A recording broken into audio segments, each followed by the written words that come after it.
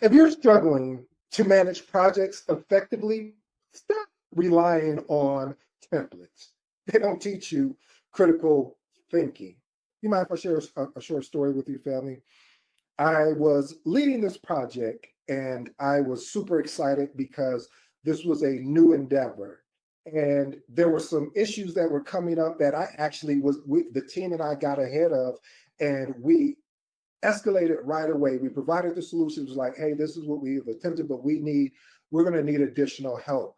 And the project ended up not having its success. Let's just be transparent. The project failed. And when the project failed, I was held accountable as the project manager. And I know I have an intelligent family out there. You're saying, you're not the only one that's part of the project. Why is that accountability on you? I mean, why are they saying it's your fault? You escalated, you did all the proper things potentially, and it still fell on you? Yes. You see, as a project manager, you are the face of the actual project. What that basically means is that things don't go right or they go wrong, whether due to unforeseen risks, resource constraints, stakeholder misalignment, or watch this, family, external factors outside of your control. You will often, and I do mean often, be held accountable. While this may seem unfair, the reality is leadership comes with accountability and responsibility, and stakeholders expect you to manage issues effectively regardless of the actual cause. You see, this is important, family, because when you take responsibility, whether fair or not, you don't prepare for this reality.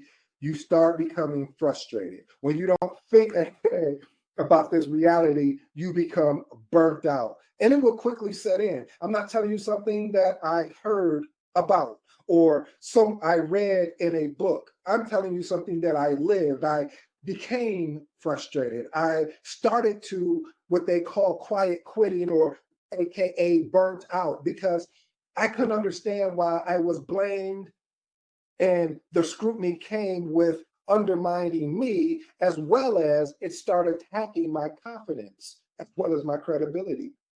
And when this happens, it's making it harder to gain the trust of stakeholders on future projects, even though, again, I had no control over what went wrong.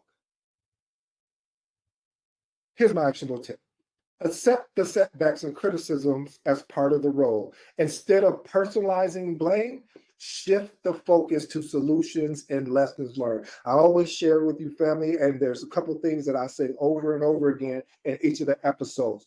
We focus on the solution, not the problem. Again, we focus on the solution, not the problem. So we'll glance at the solution. You say, I'm looking over here, then boom, we're right back at the, we'll glance at the problem, boom, then boom, we're right here looking at the actual solution. And then my other thing that you guys always hear me say, let's see if you can say it with me. Documentation beats what?